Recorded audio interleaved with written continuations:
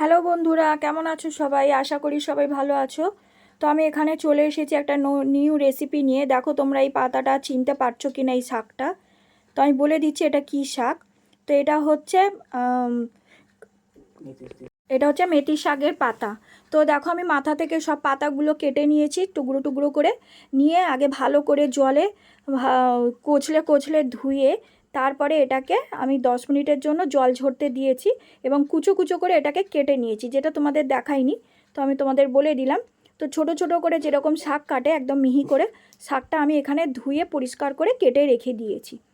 তো এটা হচ্ছে কোনো ডাঁটা পড়বে না মেথি শাকের, শুধু পাতাগুলো যে 3টে করে পাতা থাকে মাথার কাছে, ওই প্রত্যেকটা ডাল থেকে 3টে করে পাতা তোমরা কেটে নেবে।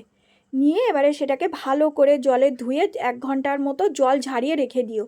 তো 1 ঘন্টা জল ঝারিয়ে নিলে তাহলে পাতাটা শুকনো হয়ে যায় এবং কাটতেও সুবিধা হয়, আর আটার মধ্যে জলের পরিমাপটাও ভালো বোঝা যায়। তো দেখো আমি এখানে যেহেতু কুচো করে থালাতে রেখে দিয়েছি, তারপরে এখানে আমি দিয়ে দিচ্ছি আটা। তো তোমাদের ফ্যামিলি অনুযায়ী তোমরা আটা দিও। আমি এখানে দিয়েছি 8টার পরোটা হবে সেই অনুযায়ী আটা। তো দিয়ে আমি এটাকে আগে ভালো করে পাতার সঙ্গে এটাকে মিশিয়ে নেবো। তার আগে আমি এটাকে যা যা দিতে হয় আমি দেখিয়ে দিচ্ছি, তোমরা দেখতে থাকো। তো আটাটা আমি ভালো করে নিয়ে নিলাম। নিয়ে এর মধ্যে আমি যা যা দিতে হয় এবারে আমি সেগুলো দেব।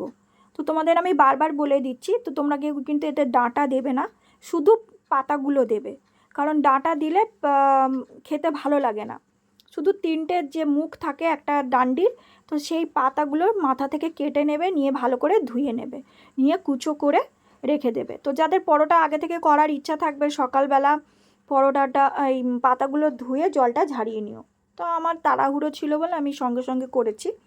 তো সেই জন্য এইরকম আমি জলগুলো সমেত দিয়েছি। তো দেখো এবারে আমি এর মধ্যে দিয়ে দেবো যা যা লাগে। তো তোমরা দেখতে থাকো। তো এবারে আমি দিয়ে দেবো হচ্ছে 1 চামচ হলুদ গুঁড়ো।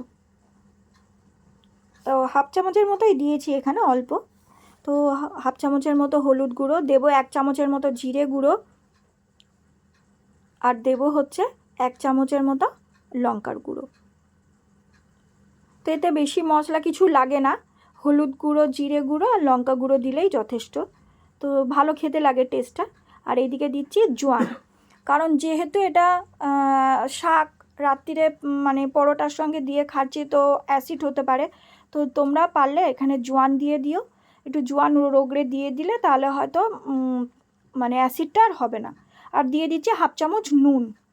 দিয়ে আমি এটাকে আগে কোনো জল দেবে না, শুধু পাতার সঙ্গে ভালো করে আগে মাখিয়ে নেব, কারণ পাতাতে যে জলটুকু থাকবে তো ততটা আটার মধ্যে টেনে নেবে। তারপরে আমরা আস্তে আস্তে জল দেবো, নাহলে পুরো পাতলা হয়ে যাবে। তো দেখো আমি কন্টিনিউ দেখতে থাকো, আমি তোমাদের দেখিয়ে দিচ্ছি কিভাবে পাতার সঙ্গে আটাটা আমি চিপে চিপে কচলে কচলে মাখিয়ে নিচ্ছি। প্রচণ্ড মানে চেপে চেপে প্রেশার দিয়ে এটা মাখিয়ে নিতে হবে, যাতে পুরো জলটাই ওদের আটার মধ্যে টেনে নেয়। তারপরে এবারে আস্তে আস্তে জলগুলো দিয়ে আটাটা মাখিয়ে নেবে। একেবারে বেশি করে জল দিয়ে দেবে না, কারণ তাহলে পাতলা হয়ে যেতে পারে। আস্তে আস্তে অল্প অল্প করে জল দেবে, একটু একটু করে জল দেবে, পুরোটা করে মাখাবে, তারপরে একটু একটু করে জল দেবে। যেরকম আমরা লুচি পরোটা করার সময় আস্তে আস্তে করে অল্প অল্প জল দিয়ে মাখাই, তো সেম টু সেম ওইভাবেই মাখাবে, কিন্তু যাতে পাতলা না হয়ে যায়। কারণ ওর পরে এক্সট্রা আটা দিলে অতটা ভালো লাগে না। তো যাই হোক, তো তোমাদের দেখিয়ে দিলাম কিভাবে আমি এটাকে মাখাচ্ছি। তো দেখো এবারে এটা মাখানো হয়ে গেছে। এর মধ্যে এই যে এইভাবে তোমরা মাখাবে, ঠিক আছে? তো আমি তোমাদের মাখিয়ে পুরোটা দেখিয়ে দিলাম। একটু কাদা কাদা মতো, একটু মানে একদম শক্ত হবে না, একদম নরম হবে না। তো এর মধ্যে আমি এবারে দিয়ে দেবো একটু সাদা তেল। তোমাদের যদি ঘি খাও অবশ্যই তোমরা ঘি দিয়ে এটা করবে।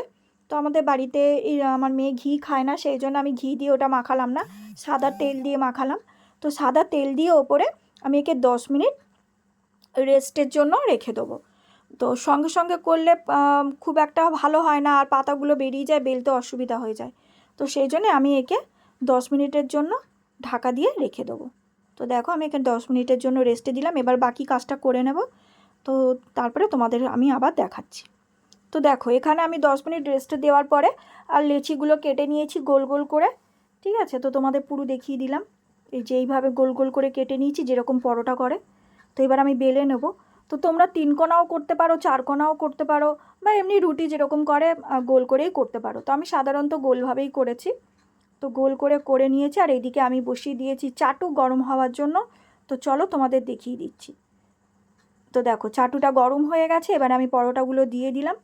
দিয়ে পরোটাগুলো ভালো করে আগে রুটি যেরকম করে সেরকম আগে ভালো করে রুটির মতো করে নেবে। আগে থেকে তেল দিও না, তাহলে পাতাগুলো কাঁচা থেকে যাবে। তো রুটির মতো আগে ভালো করে সেঁকে নিয়ে তারপরে ওর মধ্যে তেল দিয়ে ভালো করে মচমচে করে পরোটার মতো ভেজে নিতে হবে। যতক্ষণ না লাল হবে ততক্ষণ পর্যন্ত এটা ভাজতে হবে, ঠিক আছে। তো দেখো এই যে কমপ্লিট হয়ে এসছে ভাজা, আমি তোমাদের পুরোটাই দেখিয়ে দিলাম। লাল লাল হয়ে যাওয়ার পরেই কিন্তু রুটির মতো তারপরে আমি তেল দিচ্ছি। আমি কিন্তু প্রথমেই তেল দিইনি, যার জন্য তোমাদেরকে আমি পুরো দুটো পরোটা করে ফার্স্টে ভালো করে দেখিয়ে দিলাম। তো দেখো দেখেছো আমি কীরকম করে করছি।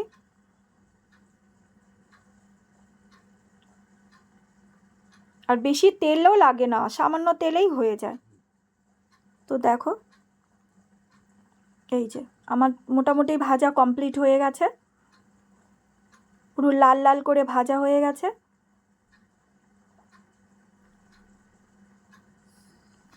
এতে কি হয়, চেপে চেপে করে দিচ্ছি কেন, পাতাগুলো ভাজা হয়ে যায় ভালো, আর খেতেও বেশ মচমচে হয়। তো পুরো আমার কমপ্লিট হয়ে গেল ভাজা।